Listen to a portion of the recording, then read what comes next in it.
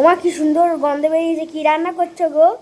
এই যে পায়েস হচ্ছে বন্ধুরা, পায়েস হয়ে গেছে। এখানে দেখো কচু হচ্ছে, এই যে কচু, মানে কচু হচ্ছে ইলিশ মাছের মাথা দিয়ে।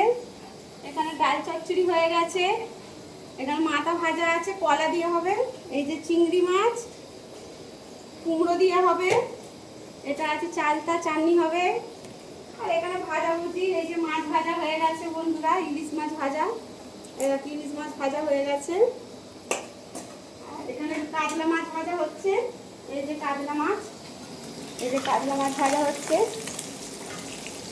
এখানে ভাজাভুজি বাকি আছে, এখনো হয়নি বন্ধুরা, সব হবে। নারকেলের ছাই বাকি আছে, এক হাঁড়ি ভাত হয়ে গেছে। একা হাতে করছি বন্ধুরা, সময় তো লাগবে বন্ধুরা। চলো, ভিডিওটা ভালো লাগলে একটা লাইক করো।